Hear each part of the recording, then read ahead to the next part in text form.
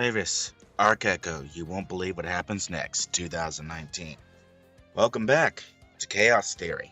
I'm Aurian Archive, and in the next few days, or rather starting today, Valve is finally launching the long-awaited Steam Deck, a semi-custom, 4-core, 8-thread mobile APU with integrated RDNA2 graphics running on 16 gigabytes of LPDDR5X.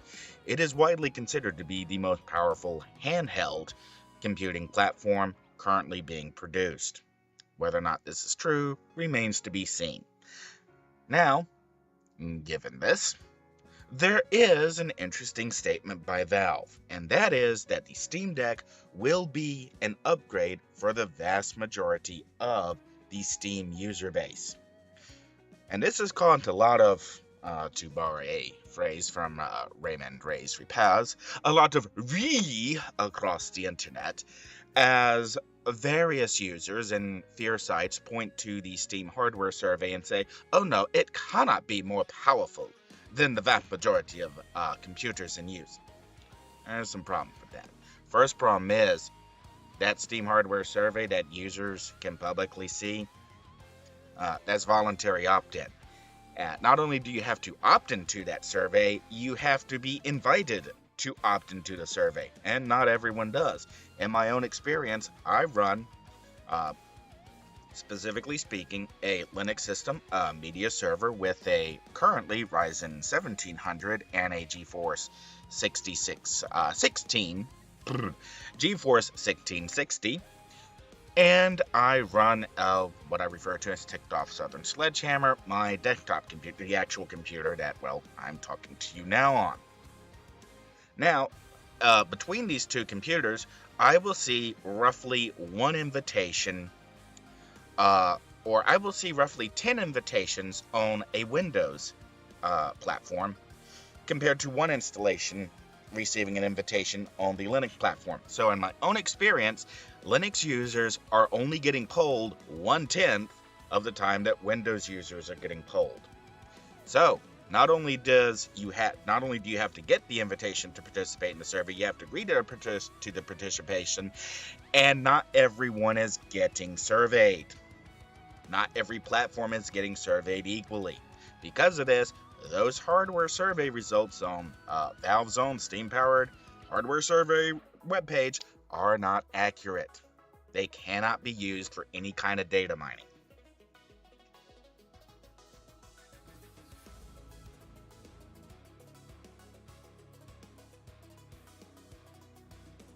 Bear with me for a second.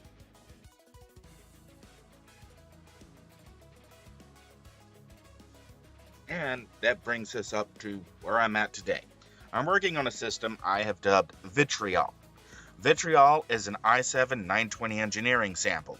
There is a bit of a story behind this, but the pertinent details are one of the big features of the i7-920 series is that it brought triple channel memory to DDR3. Now, back then, this was actually kind of a big deal because it meant massively more memory bandwidth for substantially less cost. Initially, I never got triple channel memory working. And later on, over the years, at one point, I did have a memory configuration where triple channel memory worked. Flash forward to today, as best as I can tell between the processor and the motherboard that I have, this combination requires single-sided 4 gig DDR3 DIMMs, which, as you might imagine, are kind of hard to come by since nobody's really manufacturing DDR3 chips these days, unless it's for pre-existing ODM, original design manufacturer, or original equipment manufacturer, OEM contracts. So you still can get DDR3 memory, and it's relatively cheap, comparatively speaking. But it does not appear to be the right memory to activate triple channel memory on the system that I have, so I am stuck with a dual channel configuration. The reason why I've continued to push this system forward is because the processor, the i7-920, is a 4-core, 8-thread processor. Okay, now it's not entirely comparable to the Ryzen or even modern day Intel's in that this version of hyperthreading is extremely load specific. It only works best when you have two different kinds of operation that can be scheduled to two different kinds of resources. So there is a caveat there. While this system may be comparable in terms of on-paper specifications to the Steam Deck, it is not comparable. The instruction per clock cycle is nowhere near close. The single advantage that Vitriol has is that its graphics card, if I can get it to work, has a dedicated 4GB memory subsystem. Now, that graphics card is the GeForce 1050 Ti. Not that the Ti really matters. Now, over the course of the previous live streams, I've run into headache after headache attempting to get the proprietary Nvidia driver to install because the Nouveau driver, the open source driver made without Nvidia's involvement, is not giving me OpenGL or Vulkan rendering. Now, to be fair, at this point, I have not tested this graphics card on a Windows platform using the proprietary Nvidia driver on Windows. I don't actually know that this graphics card works. I don't. I do have strong suspicion that it is a used graphics card, that it was used for crypto mining, and as far as I know, it may very well be broke. So I could have been screwed from the start. However, it only cost me something like $78, and I figured, why not? This is worth the risk. And that's pretty much what I would expect a 1050 Ti to run, or even less. It's also the same price point where I would expect the currently shipping 3050 to be. Obviously, you can't buy a GeForce RTX 3050 for under $100, even though that's where it should be based on component cost. So, where I'm at right now is I have just taken because this is an older system, this motherboard does not have an M.2 slot. It was built back when serial ATA was still kind of a new thing. Gee, was it ever that long ago? However, there are adapters. Over Christmas in January, I received a Sabrent PCIe 16X or PCI, just general PCIe adapter to run a M.2 NVMe drive directly on a PCI slot. However, given that I have a micro ATX board, there are limited places where I can actually put this adapter. And that has informed some of the other decisions. And one of the reasons why I desperately needed a dual slot graphics card and not a triple slot graphics card to make the system comparable to the Steam Deck. The Steam Deck has a solid state drive. In order for a fair apples to apples comparison, I kind of do need an actual PCIe solid state drive for this system. That kind of, I think we've gone over enough of the history now. I haven't been able to get the Nvidia driver to work on KDE Neon. We learned that there are apparently some issues with the Nvidia driver packages, or at least in identifying or providing the correct information for the card. So I'm going to try something that I tried or something I did several years ago. And that would be with Mepis Linux. I would go and install a valid working installation on a hard drive on one of my computers. I would then take that hard drive and go put it on somebody else's computer, and as long as they had the same graphics family that was supported by the same driver, in every single case, the Mepis installation would start up and go all the way, and full acceleration would be in place. Now, the 1050 Ti and my 1660 share the same Linux driver. It's the same install. It technically should be the same commands from top to bottom. So what I'm going to try to do is I'm going to put the 1660, which I went and got, into Vitriol.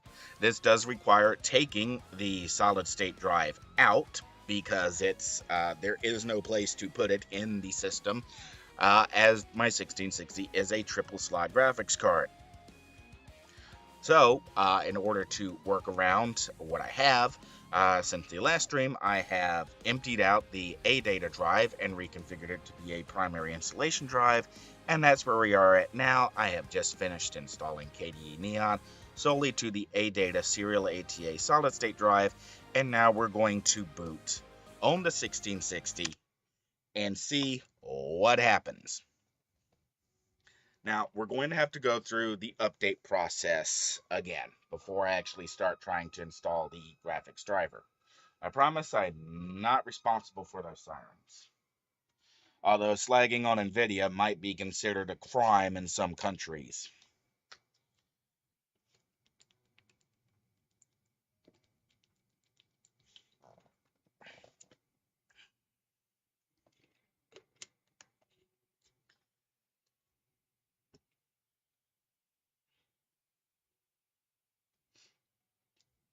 Loading, loading, loading.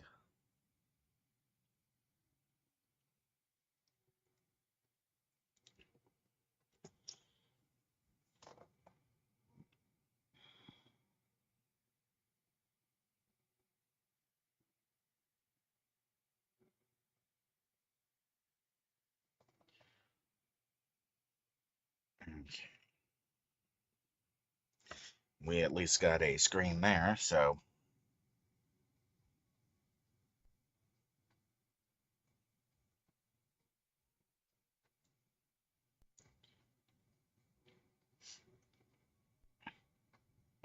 no,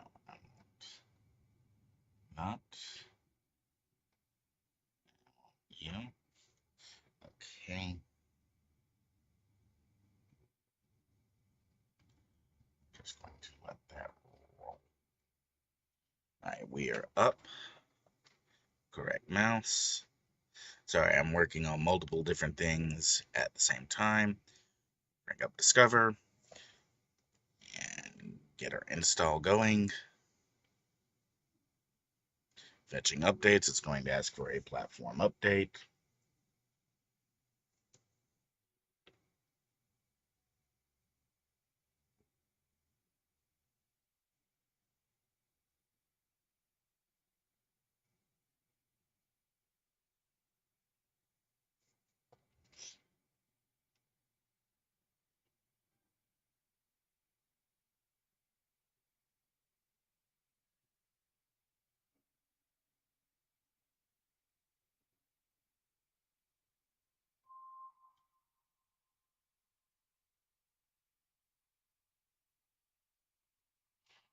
Alright, there we go. System update. Update all. And now we just gotta wait on mouse.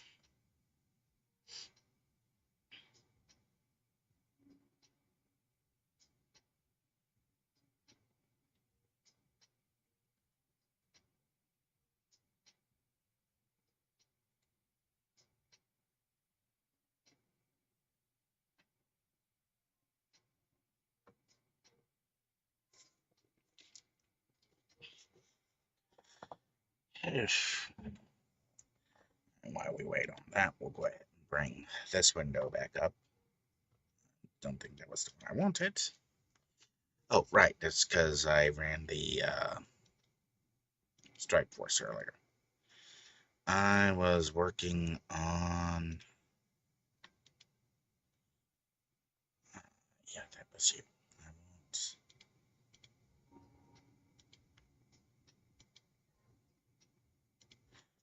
the brute.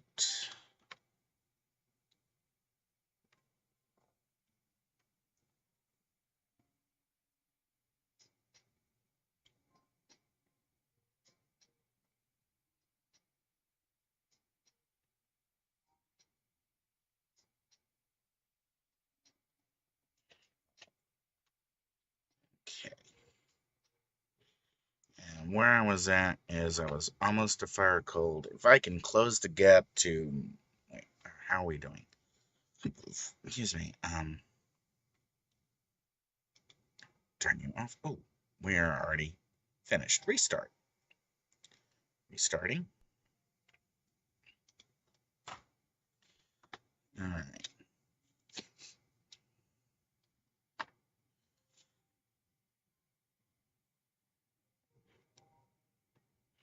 I don't really need melee so much with, well,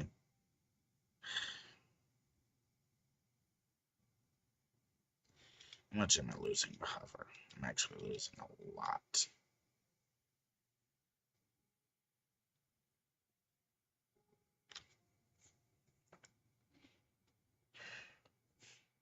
All right, okay. I'm still kind of working on that flying brute option. And one of the things that I kind of one of the problems that I'm running into is, at least in concept, is Energize has a long recharge time and a very short duration. In order to get even anywhere close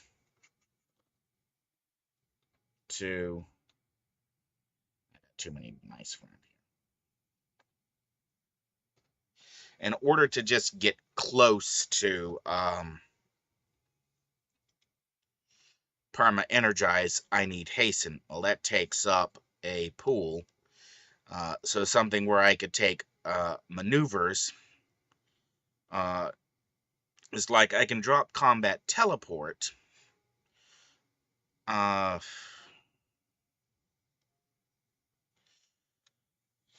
And part of the thing is with Fly is, I think in order for a tanking type to work, you really need evasive maneuvers, which means you have to go deep if you don't have a lot of ranged attacks. So you have that extra fly control. I could skip hover and go air superiority, but then I've got to make up defense someplace else. I need hasten, so I have at least 3 slots taken care of, and if I want to get close to something very quickly, I do need a teleport if I'm using fly, or a combat teleport just for the character concept. If I drop combat teleport, then I could say pick up maneuvers, move these slots from hover,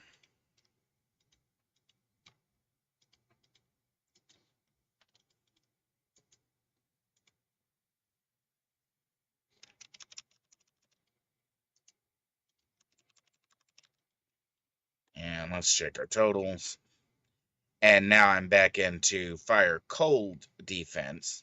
I could then maybe pass off some of my fire cold defense for some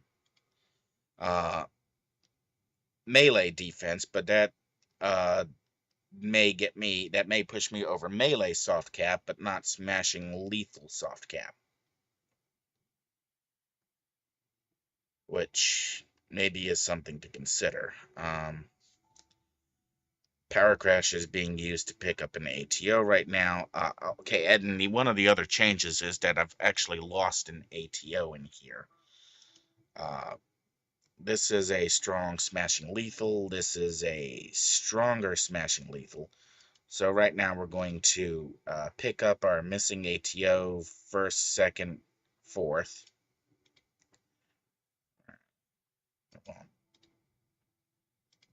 First.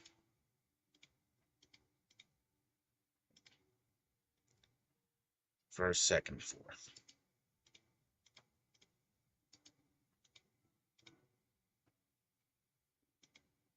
All right, that was fifth. Okay. And that does pull me closer. So let's pull a slot from here. Out of Power Crash, go over to Conductive Shield.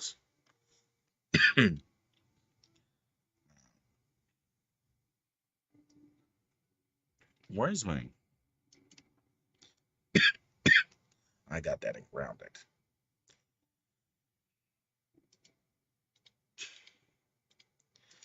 We're not going to deal with bonuses right now. We're just going to slot these in just to check numbers.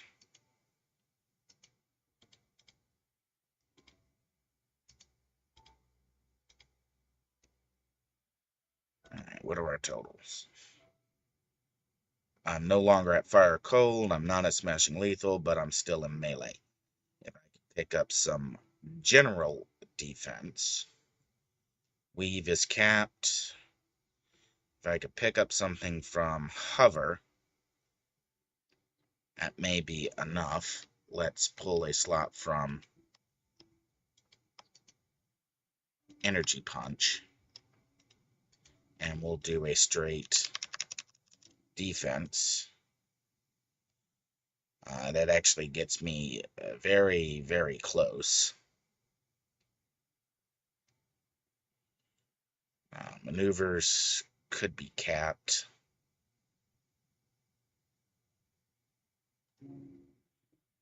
Evasive maneuvers isn't going to give me anything outside of.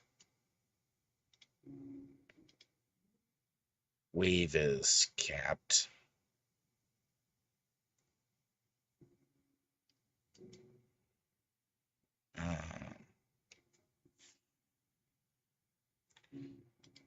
Set some bonuses. I am capped. What am I capped on? I am capped on resist and recovery. I'm not capped on recharge. Alright. Is there anything I could really give up other than this? I need that for fire cold.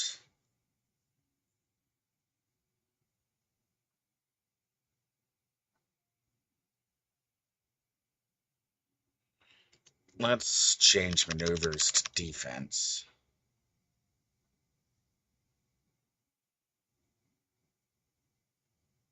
That's also a defense. So it's not going to pick me up enough. I'm running Spiritual Core. Let's roll with Agility Radial. Alright, Agility Radial does get me there.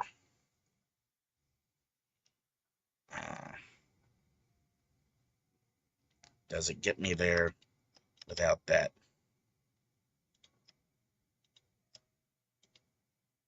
Yeah, it gets me there without hover. So at top end, I'm still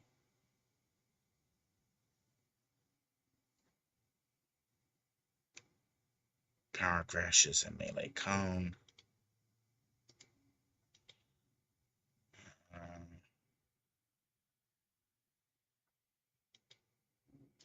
I know that I'm capped on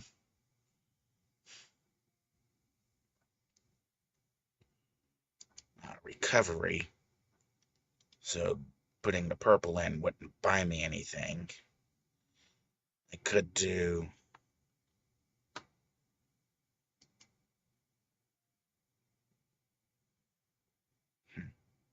that's interesting. What do my resist totals look like?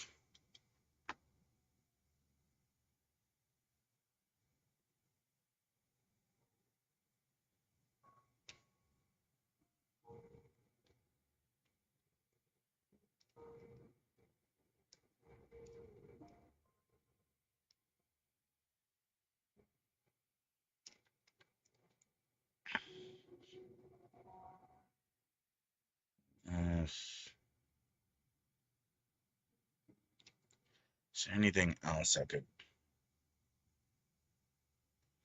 Don't need, don't use. Doesn't really look like it, because I need all of those.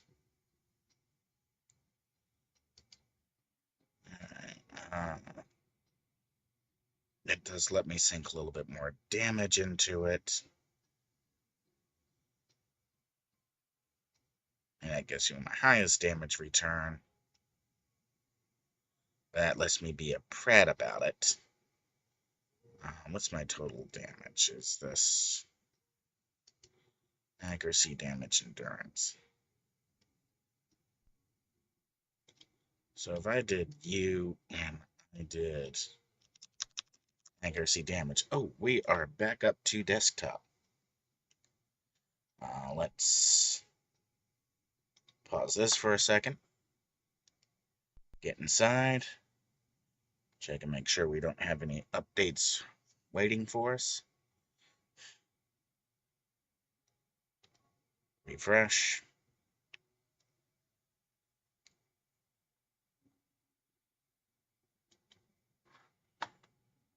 Okay. Now I need to go get those commands again.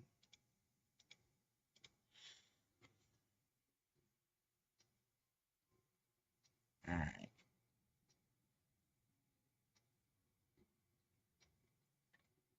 We want console. And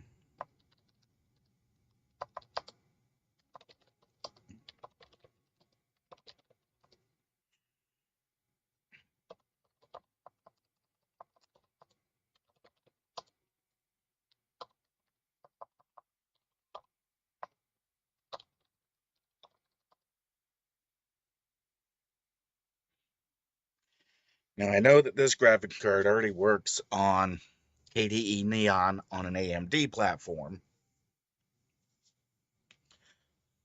So again, to repeat, the hope here is that by installing this graphics card on this system,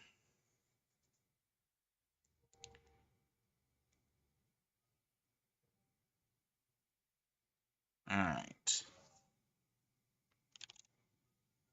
Ubuntu drivers, install Nvidia driver 510.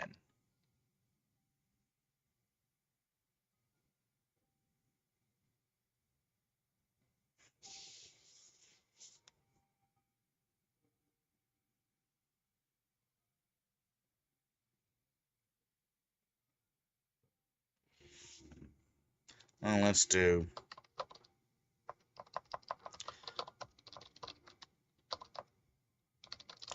auto install and see what driver it goes and gets for me.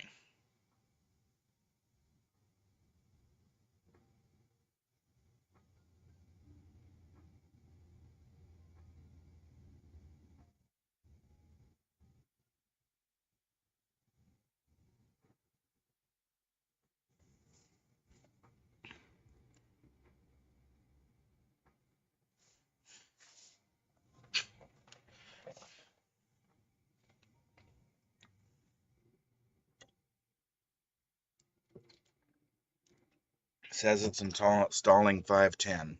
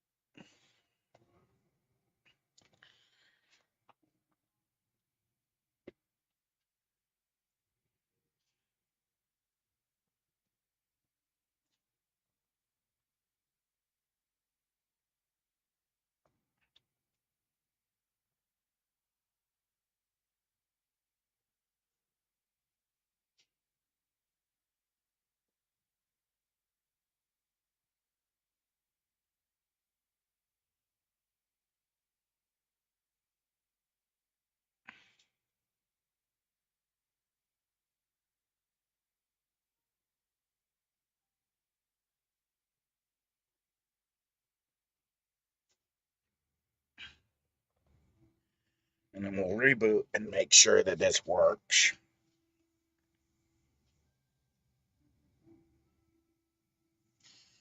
And then we will swap out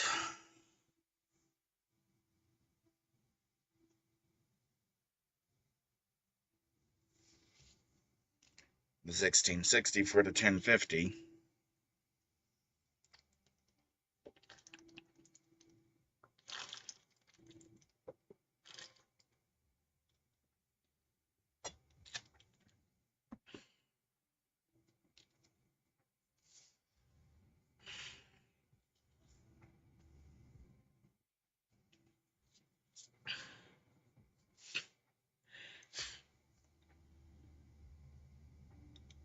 Alright, while we wait on that to finish.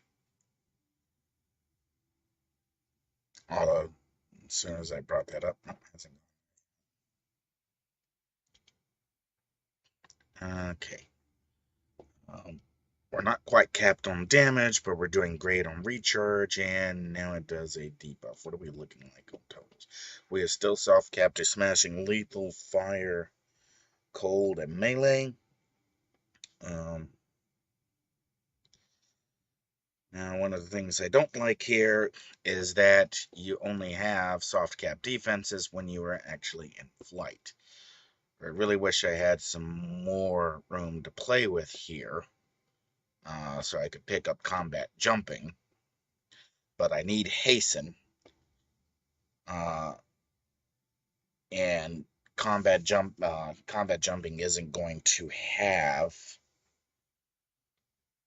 the let's lock off maneuvers for a second. Maneuvers has a base of 2.63. In a second, I'm going to go, okay, there we are. We are done. Reboot. And cross our pawns while we wait for the reboot to occur. All right, let's actually turn off maneuvers for a second. Check leaping. Combat jumping has a base of 1.88. So if I take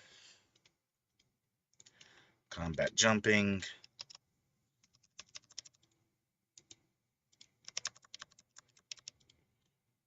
and then check my totals, I'm not there on smashing lethal, and not even closing the gap if I turn off hover. So this still pretty much requires being in flight at all times, and no good way to close the gap, no teleport. So drop combat jumping. This I'm almost really this was theory crafting, but now I'm finding myself more and more aggressively tempted to actually make this build. Simply because I am now curious as to just how effective this might be if you're stuck using fly, if at least you're stuck in hover all the time and never actually on the ground. All right, we are back up.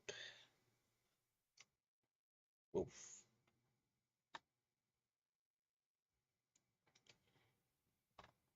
Keep my mouse straight.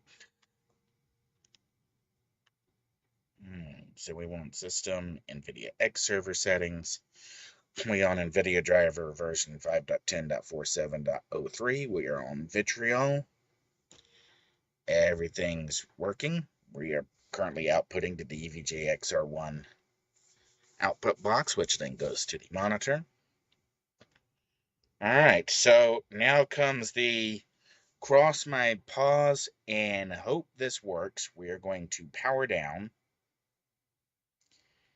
I'm going to take the 1660 out, put the 1050 in. The 1050 is supposed to be supported by the same driver.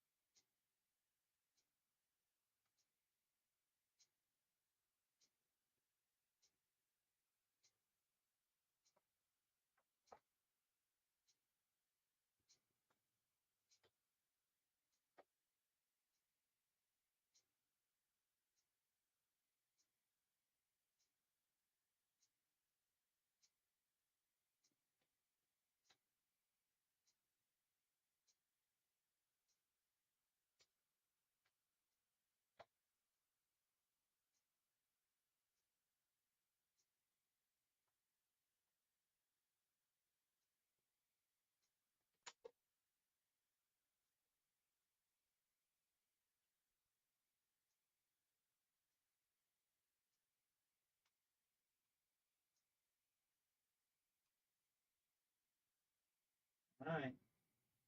We're on. Now replace the 1660 with the 1050. And now we wait and see what happens.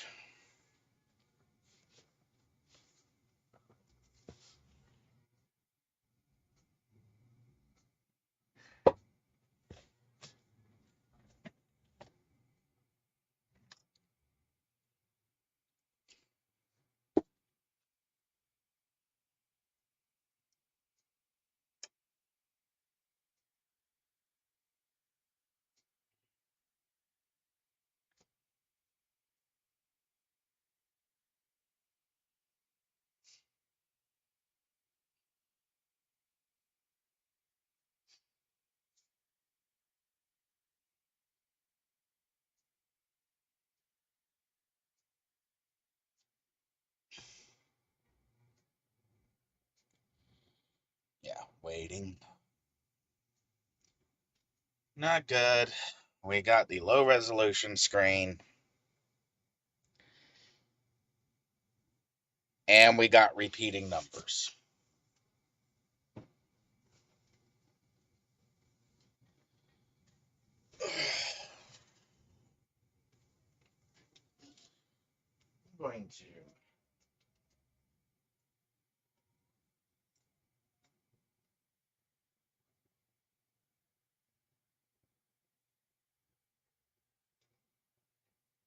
I'm going to do something off camera.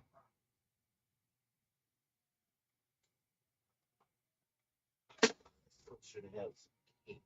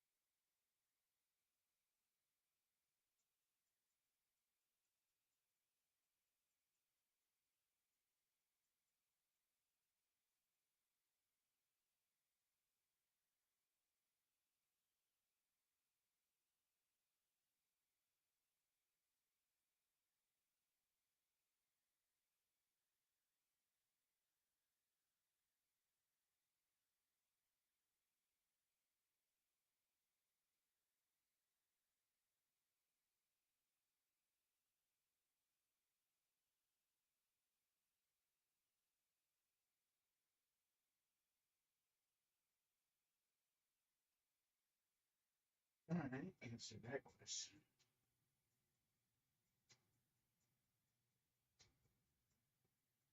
Alright, since you couldn't see what I just did, I just swapped the HDMI cable for an old VGA cable. One moment.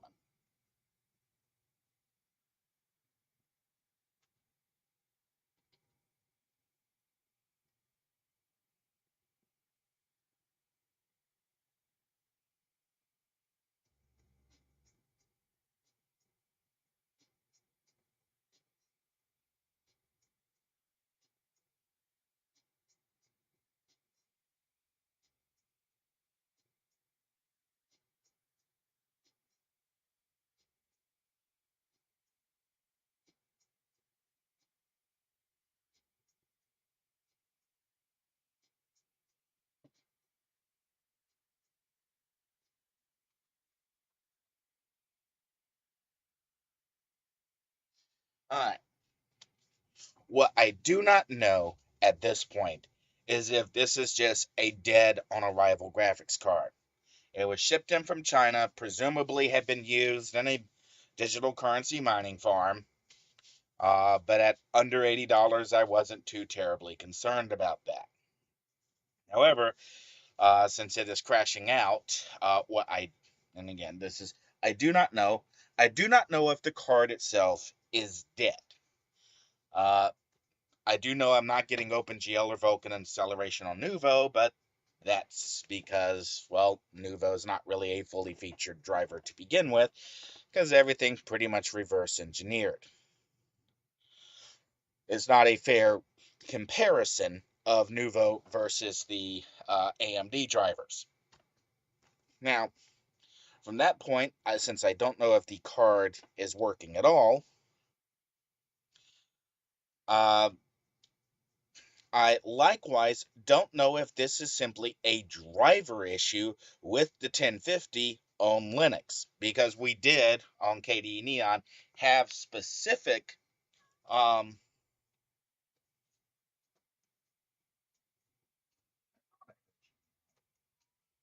gonna meow for the microphone. You're gonna meow for the microphone. You're gonna meow for the microphone. All right.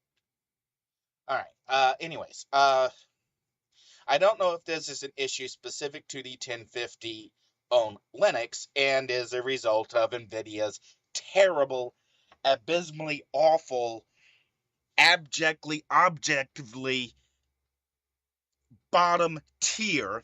I mean, not even bottom tier. We're talking below bottom tier driver systems. So my next stage of troubleshooting from this point is kind of a stage I didn't want to take, and that is attempting to install and run a Windows on this computer. In this case, I am going to have to go with Windows 10. And if Windows 10 will install, then I will try the NVIDIA driver and see if this works under Windows with the NVIDIA driver on this system. If it does, well,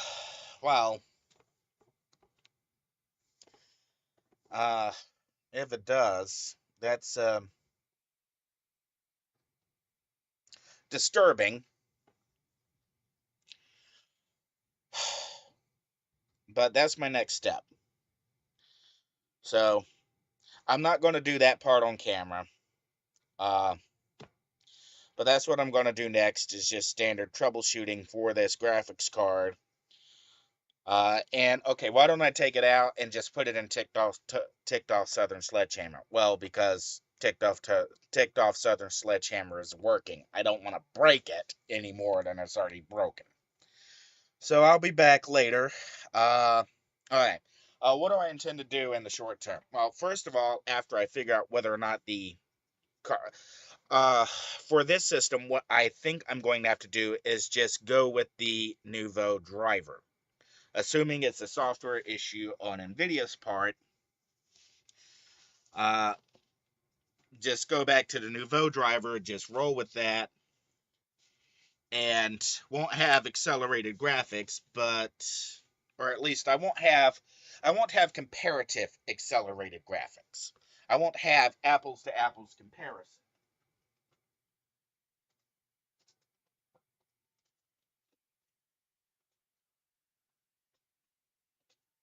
But what I will try to do is I'll get while I work on getting a Windows ISO downloaded and installed, I will also go back, reinstall KDE Neon using the Nouveau driver, try and download and install one of the Uni-Engine benchmarks, and see if it will even render at all. Because if it will, well, then I at least have a comparison point. So that is my next series of goals. Again, I won't be doing these on camera, so I will catch you later.